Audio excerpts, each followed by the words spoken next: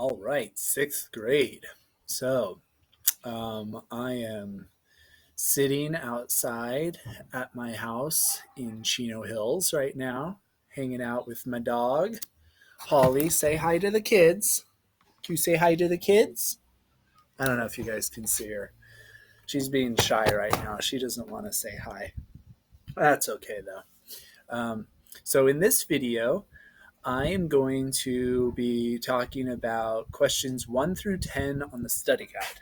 And then I'm going to make a third video that's going to talk a little bit about your test and quiz, your quiz, and what you should be focusing on.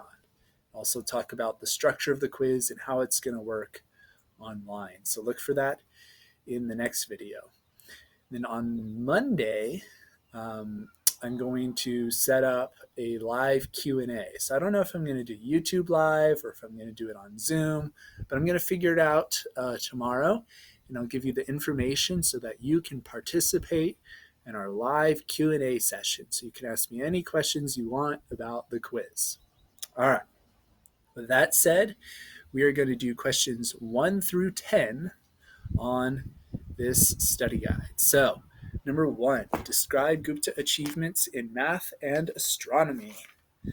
So this is going to be from the last section of chapter 9, Gupta achievements in math and astronomy. So we'll start with math. The Gupta Empire developed Arabic numerals. They developed the decimal system. They developed the concept of zero as a number. Right? So those are the 3 major mathematical achievements. Now, astronomy. So using their mathematical achievements, they're able to make astronomical discoveries, such as the fact that the Earth rotates on its own axis, and this creates day and night. They realized how eclipses work, how eclipses of the sun and moon work. They also figured out that the moon reflects its own light. Right? Another mathematical achievement. There was a math book that was written during the Gupta Empire that contained arithmetic, algebra, and trigonometry. All right, so those are Gupta achievements in math and astronomy. Number 2, what kinds of military advantages did Chandragupta's forces have during the time he was conquering new territory to build his empire? So this is Chandragupta from the Maurya Empire, right? Not Chandragupta from the Gupta Empire. Chandragupta, 1 word, is from the Maurya Empire. Chandragupta, 2 words, is from the Gupta Empire. So that's how you can keep them separate from each other in your head. So Chandragupta from the Maurya Empire used a longbow, and he also used elephants in battle. All right, so that's what Chandragupta did. I think that's it. Yes. All right. Number 3. How did the war with Kalinga affect the way Ahsoka ruled? Why did Ahsoka carve messages into stone pillars? So the war with Kalinga was very bloody. It killed a lot of innocent people, and it made Ahsoka want to rule peacefully according to Buddhist principles because he was sorry for all of the bloodshed and suffering he had caused. Right? Why did he carve messages into stone pillars? Well, he carved different kinds of messages. He carved rules and laws, but he also carved messages to his people to say that he was trying to be a benevolent ruler who was going to rule peacefully. He also carved a special message to the people of the former Kalinga kingdom into a stone pillar he gave to them, which was an apology. All right, number 4. Describe each of the 3 principles of Ahsoka's rule of moral law. All right. So Ahsoka ruled according to the principle of ahimsa, which is the belief that all living creatures should be treated with compassion and love. And so it's illegal to go hunting. Basically, you should not hurt any living thing. Right? He also encouraged people not to eat meat because that would cause living things to be harmed. The second principle was called tolerance. This was being supportive of Buddhism, but allowing freedom of religion and allowing freedom of culture. Right? So he didn't force anyone to practice any particular religion, even though he thought Buddhism was best. The third principle was called welfare of the common people. Right? So welfare of the people refers to,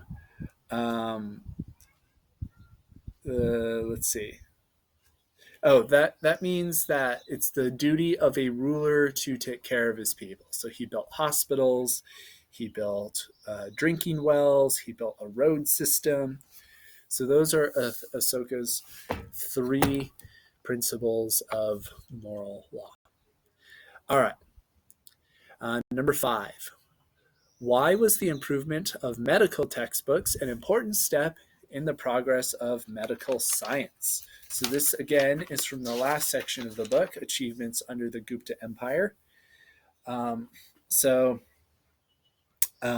Medical textbooks were used during this time. Basically, they were textbooks that described symptoms and treatments for different kinds of diseases. Right? So if Adam gets a disease that causes him to have like a bloody nose and have him have like really bad headaches, right? Doctors would write down these symptoms in the book, and then they would talk about treatments that they used, right? So they would talk about, different herbs and spices that might be mixed into Adam's food and what effects, if any, those had. Right? That way, by writing it down in future years, if someone had similar symptoms, you could look at the treatments that were given to Adam and know if those had any positive or negative effect. Right? So it was a way of collecting information and knowledge to improve medical science by trial and error. So you try things. If they work, great, write it down. If they don't work, that's okay too. Write it down. It's gathering knowledge. All right. Number 6, describe Chandragupta's bureaucracy. Why did he create a bureaucracy? Okay. So going all the way back to section 1 now.